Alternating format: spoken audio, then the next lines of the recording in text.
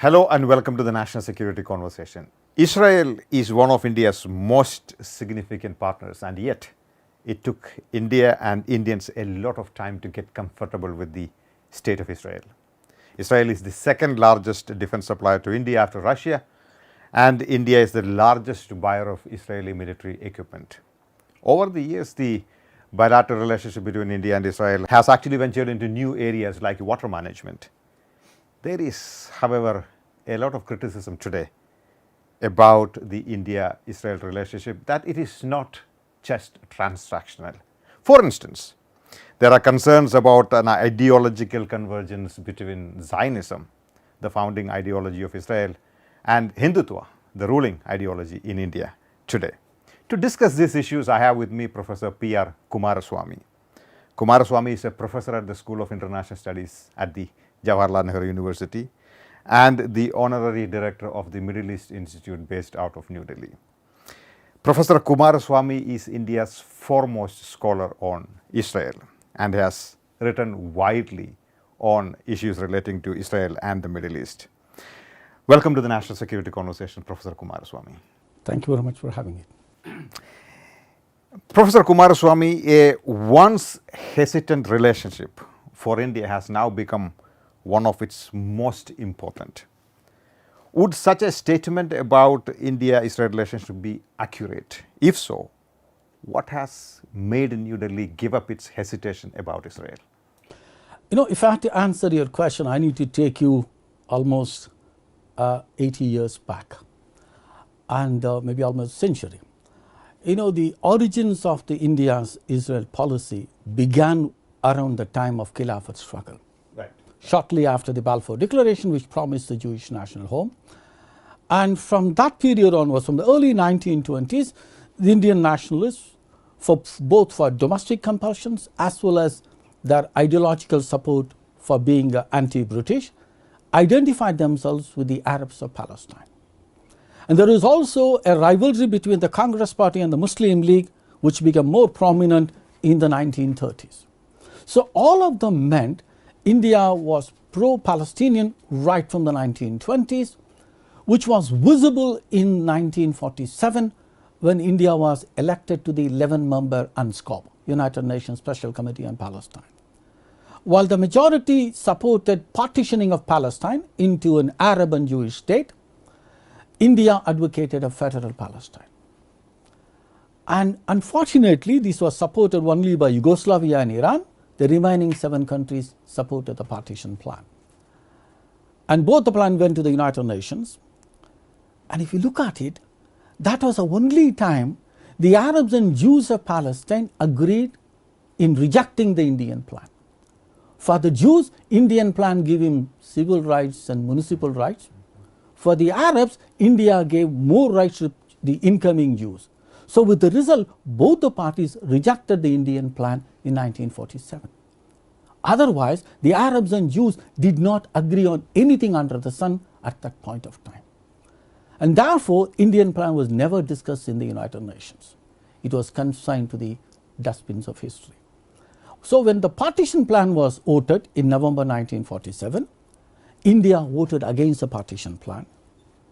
When Israel became a reality in May, India was not very happy with that. When Israel applied for the UN membership in 1949, India voted against Israeli entry. And that was the only time India voted against the admission of a country in the United Nations. That was the situation. Well, before you continue with that, you made this statement about the domestic compulsions of the Indian nationalists forced them to support Palestine. Could you elaborate on that and then move on? Okay. If you look at the 1920s, Gandhi said Palestine belongs to the Arabs. He looked at the Palestinian question through what I would call the Islamic prism. Right. Because the Palestinian question was coming up after Balfour Declaration. India was in the middle of the Khilafat struggle. Within that struggle, Gandhi framed the Palestinian question within the Islamic paradigm. He called it part of Jazirat al-Arab, the land of Arabia. If you look at the geography, Palestine is not part of Arabian Peninsula. But that is how the Indian leadership looked at it. So in that context, Gandhi supported the Khilafat struggle. The purpose was, by supporting the Muslims in the Khilafat struggle, he could get the support of the Muslims for the Indian National Congress. If you look at the 1920s, the title was Indian National Congress. The participation of Muslims in the Indian National Congress was very meager. So therefore, Gandhi looked at the Khilafat struggle as a platform to reach out to the Muslims and in the process get the Muslims come on board on the nationalist struggle against the British. That was the context in which. Understood. People can have a different opinion, but that is the context in which it took place. Sure. Let's move on. Okay. After 47, India looked at things differently. Israel became a reality. It was recognized by all the major powers of the world, including the permanent members of the Security Council. It has entered in the United Nations. And the Arab countries were beginning to support Pakistan on a host of issues. These things compel India to revise its position and normalize and to recognize Israel on 17th of September 1950. Interestingly, that is the day the future Prime Minister Modi was born. And if you look at the initial Indian reactions, India was eager to have diplomatic relations with Israel. An assurance to this effect was conveyed to Walter Yatan, the Director General, or what you would call the Foreign Secretary of Israel, in March 1952, when he came to India to meet Nehru. But to be fair to Nehru, it was Nehru who said in 1950 that we would have recognized Israel long ago because Israel is a fact. We refrained because of our desire not to offend the sentiments of our friends in the Arab countries. So he did realize that Israel is a fact. He recognized Israel is a fact and the importance of recognizing Israel. Absolutely, because if you look at the Constituent Assembly debates, there were a lot of questions about India not recognizing Israel. And Nehru was actually in a dilemma. He has recognized China, and having recognized China, he could not say, I'm adopting a different position on Israel. And therefore, he recognized Israel as a fact exists, that we know, but the recognition is a formal decision that would take other factor into consideration. So the delayed recognition was logical at that point of time. But in 52, he actually promised Israeli leaders that there will be a full normalization of relations, including a resident mission in Tel Aviv. If you look at the archival materials, Nehru actually asked the ministry to prepare a budget. And he told Walter Yatan, India is right in the middle of election, the first Lok Sabha elections. Once the elections are over, he will bring the matter to the cabinet for a favorable reply. From what we know subsequently is that this was opposed by Azad. Both Michael Brecher as well as S. Gopal attribute the absence of relations to Maulana Abul Kalam Azad. I tried my best, but the cabinet papers of the time are still not available. So therefore, you actually cannot say with official documents that this is what happened. But circumstantial evidence of both S. Gopal and Brecher tells me that it was Azad who said time is not right. Basically, it will not go down well with the Indian Muslim population, which was already traumatized by partition. And the second thing is, he said that any move towards Israel will be used by Pakistan in the Arab world, and that will work against India and Kashmir, when the Kashmir issue is in the UN Security Council. So the domestic politicization of foreign policy is not a new thing. No, This goes back a long. Yeah, absolutely. But this is what both of them have said. And interestingly, Michael Brecher's work was published when Nehru was still alive. To the best of my knowledge, Nehru never refuted it. And subsequently, S. Gopal also, based on his access to papers, he said the same conclusion. And therefore, what happened was that the establishment of relations was delayed. But then came the 1956 Suez Crisis. Israel attacking Egypt was not a problem. So many third world countries attack one another. But for Nehru, the problem was not Israel attacking Egypt, but Israel collaborating with the British and the French imperialism. And therefore, in November 1956, he comes to Parliament and say, time is not right in the light of what has happened. And therefore, from 56 onwards, time is not ripe became the standard Indian position vis-a-vis Israel. Till 92? Till 92. What brings about the change of mind in 92? You can say a number of factors, the most important being the end of the Cold War. While Cold War was not responsible for the absence of relationship, it formalized the absence of relationship. But when the Cold War ended, you have a US dominated world, and India will have to communicate two messages: that India recognizes the end of the Cold War and the emergence of a new world order, and it is ready to react adequately. So the easiest thing for Narasimha Rao was normalize relationship with Israel, because anything else you would have done, it would have taken enormous time and effort. You would not be able to convince the world. So by recognizing Israel in one stroke, he said, not only we know there is a new world order, we are also ready to respond to that. So the typical Indian way of continuity and change, he simply said, we only continue Nehru's policy. Nehru promised normalization 40 years ago, we only implemented it. So in that process, he was able to mitigate the domestic opposition. I am not radically changing anything. Nehru promised normalization, so we simply implementing. That is how he tried to convince the Indian public.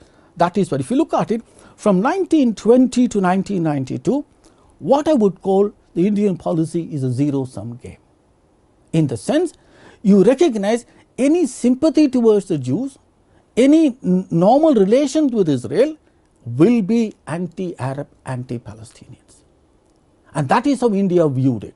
That's a clear thread that's running through the history. Right through the period. Yeah. So therefore, you had no problem in having a relation with Pakistan and China, with whom you have a territorial dispute and wars. But Israel, with whom you have no bilateral problem, you thought even a normal presence of an embassy in Delhi will be anti-Arab. That's a very interesting point. That is how the Indian leadership perceived it. There is no other explanation. You have these two rivals here, Pakistan and China, with whom you have proper, normal diplomatic relationship, but with Israel, with whom you have had absolutely no problem. You don't have proper diplomatic relationship. So the reason is India's concern or sensitivity about its relationship with the Arab world. Arab world, as well as the perceived domestic Muslim opinion. I am not saying Muslims are opposed to Israel. No, this is how the Indian leadership viewed it. The second part is what I would call from 92 to 2004. Right. This I would say parallel track.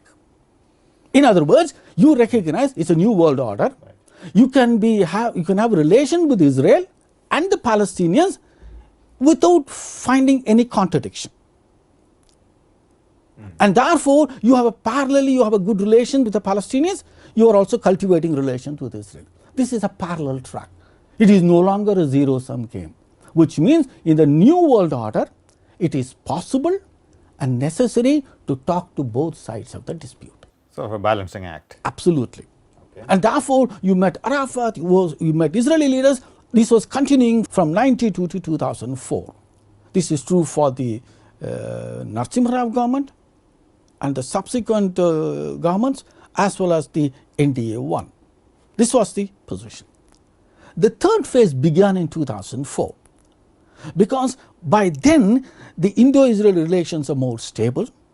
Let me stop you there for a minute. Now, as you correctly pointed out, the sensitivities about the Arab world played a role in India's relationship with Israel, in determining the contours of India's relationship with Israel. Now, objectively looking at it, isn't that a justifiable argument that we do have a certain amount of Indians working in the Middle East? We have a lot of money coming by way of remittances. So therefore, we need to have cultivate a healthy relationship with the Arab world. And therefore, we need to take it easy vis-a-vis Israel. That was the logic.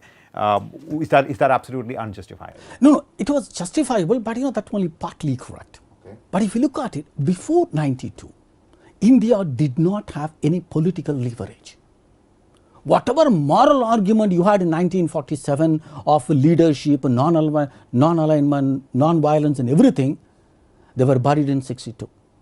After 62, India's international leverage was on decline. So there is no way you could promote your interests in the Arab world in any other way. You don't have a political leverage.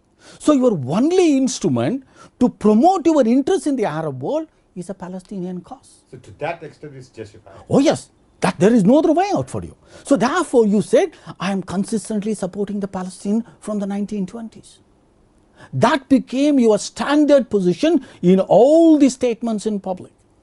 So by flagging in the Palestinian cause, you are trying to counter Pakistan and to enhance your influence in the Middle East. So what could have been done differently from say till 92 in your Okay, estimate? in 92, two things happened.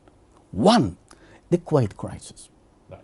In the Kuwait crisis, the Palestinians conveyed an impression they supported Saddam Hussein, which meant the Arabs were angry with PLO and Arafat. For Kuwait, it is personal hurt because as a student, Arafat founded the Fatah in Kuwait. So when the Kuwaitis' point of view, the Saddam Hussein invasion, they expected others to support. Arafat was supporting Saddam Hussein. That is the perception they got. With the result, you betrayed me. And the hour of need, Palestinians' leadership betrayed the Kuwaitis. This was the opinion of the entire Gulf countries. And therefore, you can no longer use a Palestinian card to promote your interests in the Gulf. So that also gave India the flexibility to change its Necessity. It is not a flexibility. Till then you recognize you can no longer do it. Palestinian cause will not further your interests in the Gulf. necessity and flexibility. Exactly. And therefore you recognize as a result of the Kuwait crisis, the Palestinians were ready to talk to Israelis in Madrid. So, if the Palestinians are ready to talk to the Israelis, if Arafat has no problem with a political settlement with the Israelis, what is my problem? Exactly. Why should I be more Catholic than the Pope? Yes.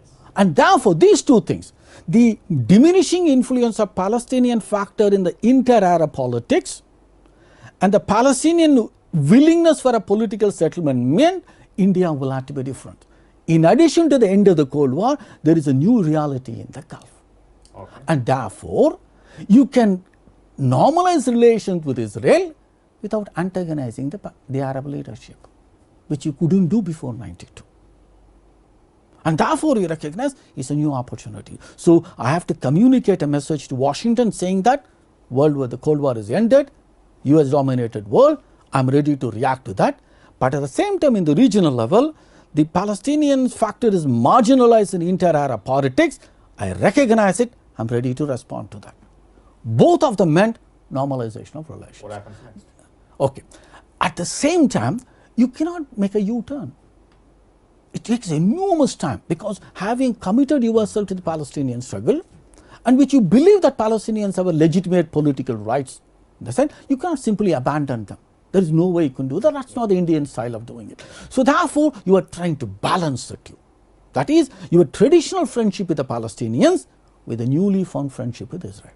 That is what both the Congress and the non-Congress governments were doing from 92 to 2004. Okay. So by 2004, when Manmohan Singh becomes Prime Minister, things are more or less stable. Indo-Israel relations are getting what I would call in a reasonably matured phase. There were disagreements, they were willing to handle it well. So from 2004 to 2014, what I would call non-parallel track, in the sense you dealing the bilateral relations from the multilateral problems. India was promoting the bilateral relations with Israel while expressing its difference on the peace process. So they were using both simultaneously. You have no problem in launching an Israeli spy satellite. At the same time, you are criticizing Israel's settlement policy in the United Nations. So this is completely a different thing. If I had to give an Indian example, this is like the left parties fighting Congress party in West Bengal and cooperating with them in New Delhi. But let's go back. Each one independent of the other. But let's look at this. Yeah. What's so contradictory about launching the Israeli spy satellite on the one hand and speaking out against Israel's occupation that as you just said?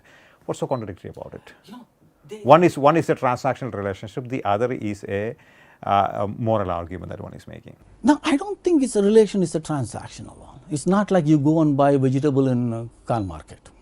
It's something more than that. Satellite is not just anybody who is willing to pay the money, I'm going to launch it.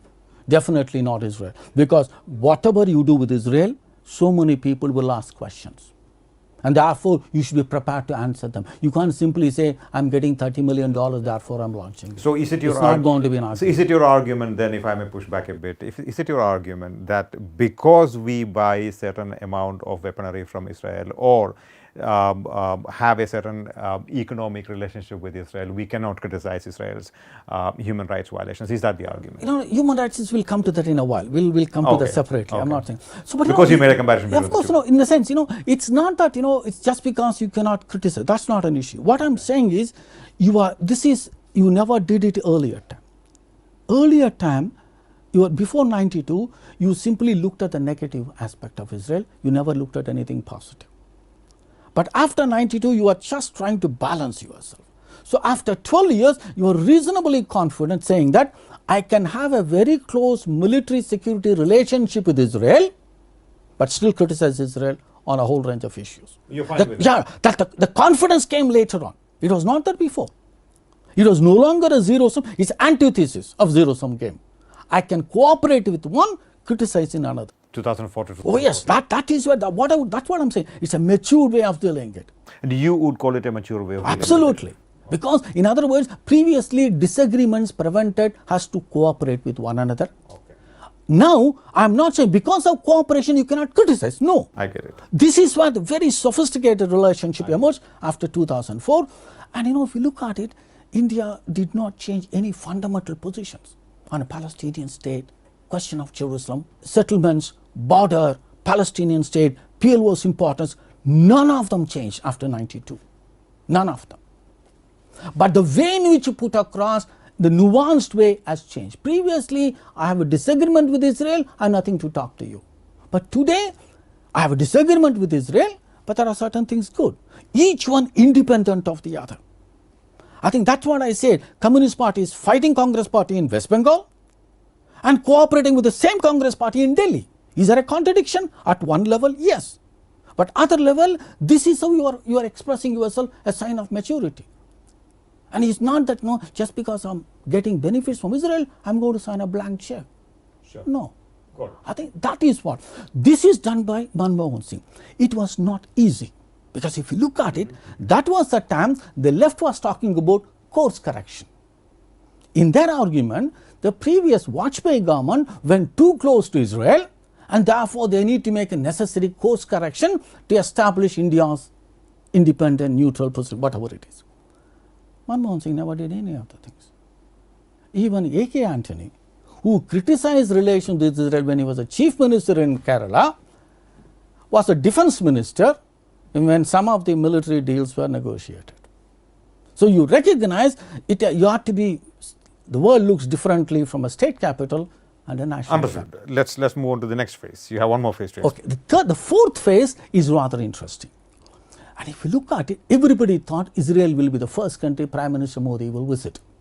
Given the Bonhomme, the pro-Israeli statements he was making. Modi was the first Prime Minister to visit Israel. Israel. He already visited as a Gujarat Chief Minister. But the Prime Minister. Probably as a first country, one of the first countries he will visit. But if you look at it, Israel was the last country he visited. People start asking questions, why he has not gone there yet? Which basically meant he was normalizing Israel within the wider Middle East. In other words, Israel is no longer something special case, unique one. Every country is important, Israel is also important. So instead of normalizing relations with Israel as Narasimha Rao did, he has normalized Israel within the wider Middle East policy.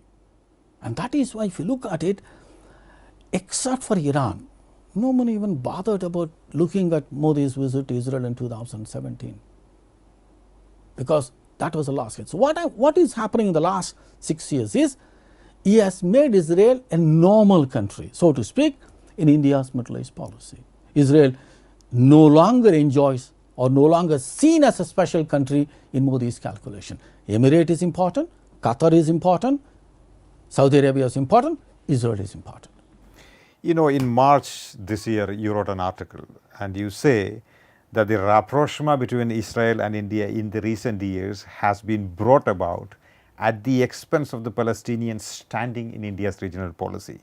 You give it several examples about UNHCR votes on Gaza conflict in 2014, India's abstentions, and it was even more clearly visible when PM Modi avoided making any references in 2017 to East Jerusalem being the capital of the future Palestinian state. So this is not delinking, this is taking a clear side, because you, as you correctly say, this is at the expense of the Palestinians standing in India's regional policy. Exactly, Palestinian standing. Exactly. If you look at it, the entire Middle East, you ask any country in the region, give me your top 3 priorities. No one will say Palestinian issue. No one. Because if you look at all the countries, territorial integrity, regime survival, okay, the domestic economic crisis, these are the prime concern for the entire Middle East. Syria was in the forefront of Palestinian struggle. What is the priority for Assad? Survival of the state. As we know, Syria as an entity, as we know, since the end of the Second World War, is questionable. Ask Sisi. If none of the countries, that's what I'm saying, the standing of the Palestinian issue is completely, significantly diminished. Modi was reacting to the reality. That's what I'm saying. No, so it is one thing to say that we have a mature relationship like 2004 to 2014, onwards, as you correctly pointed out, wherein you are not complicating matters. You are saying, all right, we need to have our relationship with Israel, and at the same time, we may criticize Israel for what it does. We may also stand by the Palestinians in their legitimate claims, etc. But now we are talking about India taking a clear side. It is not about, as you say, this is at the expense of the Palestinians. No, I didn't say that. Palestinian standing. That is, it's not at expense so of what does that involve? Basically, that's what I'm saying. You are no longer an important issue for the entire region. How we got there? The Palestinian issue is important for the Palestinians, full stop. Is it important to others? But the Syrian, if you look at the official statements in the last 10 years, okay, whenever a foreign leader comes, India issues a joint statement. I did a study of the last 10 years, even during Manmohan Singh's period. The Palestinian issue figures only in India's statement with Saudi Arabia and Egypt, nowhere else. Because both of them, there is a context. Egypt sees itself as an important Arab leader. Saudi Arabia thinks in the same as an Islamic leader. And therefore, both the countries insist on including Palestinian issue in all the statements with India. So when you say Palestinian standing in India's foreign policy has diminished, does it also mean India's focus on the so-called Israeli excesses in West Bank and Gaza has also diminished? It's what I would say that this is the compulsions of normalizations. When you don't talk to someone, you can make any number of statements. You can actually abuse me in my absence. Okay? You can use any kind of. The moment you say Kumaraswamy is very much sitting in the room, you may criticize me in a very diplomatic manner, because my presence will in the same way to anybody. So by normalizing relations with Israel, you simply cannot give a open-ended statement as you are making before 92. And that was the compulsion. So you need to, so it is not a question of exercise. If you look at all the Indian statements, whichever is the government in power, they always said the bilateral issues should be resolved peacefully. We no longer identify who is an aggressor. We no longer blame one particular party. This is a position from 92 onwards, right across the last 25 years. Because that's the compulsions of talking to people. The moment you normalize a relationship, you cannot be abusive. But that doesn't take away from the fact that there is a moral issue of the Israeli excesses. Would you put it that? Would you agree with that? Moral issue is pretty dangerous game. For the simple reason, if you start being moral in the way in which you look at the outside world, you'll be the first casualty. Interesting. Okay. Is that one of the reasons why India is taking a less aggressive stance vis-a-vis the Middle East conflict, the Israel-Palestine conflict? If you look at it, which country is a morally Middle East or even beyond with whom I would like to emulate as a model? Can you suggest a country? So you're saying that no country is moral in its behavior, and therefore, if there is, enlighten me. No, this country is always moral, ethical and principle in its foreign policy, emulate it. No, so the argument then means, the conclusion of the argument then means, since no country is moral, you don't necessarily have to have normative claims in your foreign policy. Personally, morality is for individuals, not for nation states. That's a position. That's a very valid. Individuals should have moral. Even that's a questionable. These days, we find out all the religious leaders, all of them in trouble with their moral values. Even that individual. But I'm saying morality is for individual. Nation says only of interest. Nations should be driven by national interest. Absolutely. That is what it is. And you may flag it in a very beautiful garment and thing if it suits you. But otherwise, I wouldn't go into that.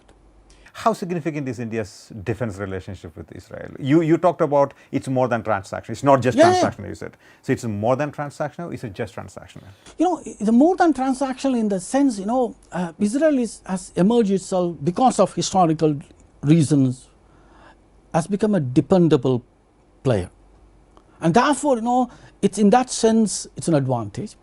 And the second thing, there is an enormous convergence of interests. Israel wants a technological superiority, technological independence, which serves Indian interests. I think that is how it works. But there are flip sides to that, because Israel does not export platforms, ships, aircrafts, tanks. They are the bulk items. So therefore, Israel can only provide ways of improving them, additional armament, radar and others, but not the basic platforms. So Israel can never be the largest arms supplier to India. There is no way it can do. Correct. But over the years, others are competing. Previously, European countries were competing, Russia was competing. Now the US has come into the market. In the defense field, how is Israel different from the other countries? Israel, most of the things, the Israeli weapons are battle tested on the ground. So it's like, this many kilometers I drive to, this many battle operations, that's one. And the second thing is Israel has improvised a lot of American and Russian weapons over the years. So because of the American weapons supplied to it and the Russian weapons captured in the battlefield. So it has an access to both. So in that sense, it can provide enormous offensive and defensive capability to Indian military establishment. Right. And it's on the ground. So therefore, it's battle. And it stands by you, as you correctly pointed out. This is a country that stands by you in times of your in need. times of crisis. That's what it is. That is how Therefore, I wouldn't simply say it's a transactional relationship. I wouldn't. Professor Kumaraswamy, there is an argument that is often made about the increasing ideological relationship between Zionism and Hindutva. In his book Hindutva, first published in 1923, Savarkar wrote, "No people in the world can more justly claim to get recognized as a racial unit than Hindus and perhaps the Jews." In August this year, a little known organization called the Indo-Israeli Friendship Association hosted a talk on Zionism and Hindutva at the University of Mumbai. The keynote speakers were Kumaraswamy, Rajya Sabha member of the BJP, and Gadi Tuab, a professor at the Hebrew University in Jerusalem. Posters promoting the event had the Zionist proponent Herzl alongside the Hindutva ideologist Savarkar. So is the India-Israel relationship more than a normal bilateral partnership, or are we making too much out of it? One can read anything one wants to do. World looks depending upon the prism you're looking at it. And similar comparisons were made during Vajpayee's government. People said it is not an Indo-Israeli relationship, it is a BJP-Likud relationship, therefore the left wanted a course correction. But if you look at it, Modi's approach to Israel has been professional. He went to Iran. Does it make him an Ayatollah? He went to Saudi Arabia. He met the Saudi Crown Prince and the Saudi leadership 6 times since he took over office. Does it make him a Wahhabi? Emirate is going to be a major investor in India. Does it make him another thing? Why don't people ask the same question? If you're talking about it, let's ask. Modi is becoming an Ayatollah, Wahhabi, or is a religious radicalist? And if you look at it, in what way? Can you give me concrete policy? Okay, this policy was simply because of ideological convergence. Whatever may be Prime Minister Modi inside of the immigration counter. The moment he crosses immigration counter, he behaves in an entirely different way. I said it in so many forums. But just to be fair to this argument, I'm not agreeing with it. Yeah. But policy You need evidence. Policy is something. But I'm just reading out stuff to you which people have been talking about. So, People can say. Putting it differently, therefore, that there is a certain amount of ideological affiliation or affinity that is taking roots between these two sides, even though at the policy level there may not be any indication You of need it. to give me evidence. Okay, this route led to this which India would not have It done. doesn't need to have. I'm not making the argument that India's Israel policy is driven by an ideological agenda. I'm making a different argument, which is there is an ideological convergence, apparent or say alleged ideological convergence between Zionism and Hindutva. At least people are talking about it. Do you think that exists or not? I don't see that. I don't see that going by the evidence. So all these people who talk about, say, Kumaraswamy or people within the BJP who talk about Zionism and Hindutva fighting terrorism together, Islamic terrorism together, you would say that's a bunch of nonsense. Would you? No, I wouldn't use the word. I wouldn't use the word Chairman. I would say that everyone is correct to the extent of the knowledge and the prism they are using it. Now, what would be your own personal appreciation of say what people like Kumaraswamy are talking about? Kumaraswamy's article in 1982 started my interest in Israel, way back in 1982. So that's what it's not yesterday's one. This is where my interest in Israel began. I said it in public also, it's nothing new in that. But what I'm looking at is that, I need to see evidence. When people drawing a comparison, one can draw a comparison between Jinnah and anybody or Gandhi with anybody. It's always possible. Drawing a parallel because important leaders say enormous statements and therefore they say a whole range of issues, they make comments on a variety of issues. So we cannot take things out of context and so he said one, therefore it is. No. But I need to say evidence. Say that India's relations with Israel is driven by nothing but ideological convergence. Give me an evidence. No, I'm not making that argument. It's not there. So people can say anything they want. Or and it's a context. You are going for a conference, you invite me to a conference, I have to say nice things about the person in whose honor the conference is taking place. These are all diplomatic niceties. Don't take anything beyond that. Putting it differently, you would say, as a professor of international relations and a specialist of Israel, you would say that people can say what they want about a convergence between Hindutva and Zionism, be that as it may, they are free to do that. But India's Israel policy or India's Middle East policy is not driven by any such convergence. No. All right. My second last question, I have two more questions.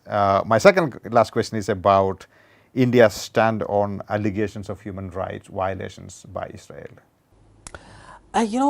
India, as I said, in the last 20 years, we have been more circumspect in criticizing Israel because of the compulsions of normalization. But human rights is a much bigger issue.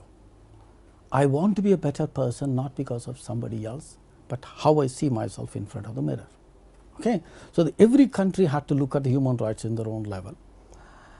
But what we have got to a point is, I don't need certificates from people whose own human rights record is pretty bad.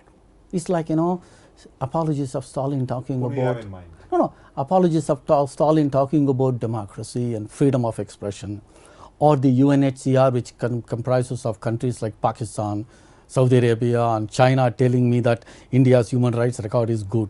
I don't need any of them. But human rights record is, I think, individual had to do it. No, we are talking about human rights violations by Israel. That's what I'm saying. That is how India looks at it, because the moment you start passing a judgment, you will be in the receiving end tomorrow or day after.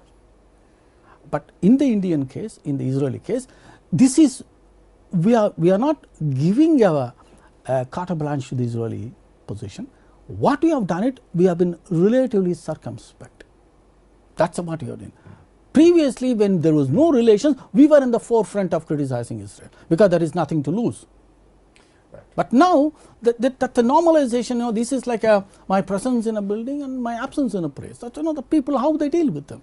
So that's the compulsions of having a relationship. You cannot be reckless as you were before. So what would your response be to those people who make an equation between, who equate West Bank with Kashmir? I would simply confine to the demographic debate. Okay, there are people who have been after 370 and everything. A lot of people are saying that India should follow might follow the Israeli example and change the demographic balance. Two things: Israel was not able to do successfully the demographic change. If India were to follow it, it will be the Chinese model in Tibet. I'm not so sure people who are talking about Kashmir and West Bank would say about Tibet, because India is trying to be closer to China. Maybe Prime Minister can talk tomorrow. How do you change the demographic? Two wrongs don't make it right. Huh? That is a different story. I'm not saying that. But if you want to emulate a model, that won't be Israeli model. That will be Chinese model in Tibet. Are you ready to raise it? Professor Kumaraswamy, my final question. There aren't too many Israel experts in India. You're probably one of the very few people who are working on Israel, and you've done work on Israel consistently through all these decades, notwithstanding how the Indian state looked at Israel. Tell us something more about the kind of work that you do and what inspires you to study Israel. It's all began in 1982, after the Lebanon War, and Subrahmanyaswamy visited Israel and wrote an article in Sunday, and the article was very controversial. And that's the time I found out we don't have a relations with Israel. I really said, why we don't have relations when you have relations with Pakistan and China and everybody? Why not with Israel? It began as a curiosity in 1982. I'm stuck for the next 37 years. And still, it tells me more exciting things. And it's a blessing to be one of the few people lucky to study Israel more than 3 decades. It's a blessing. And you've lived in Israel? I spent about 10 years in Israel. You speak Hebrew? I understand Hebrew. It's a blessing from heaven. Wonderful. Nice talking to you. Thank you very much.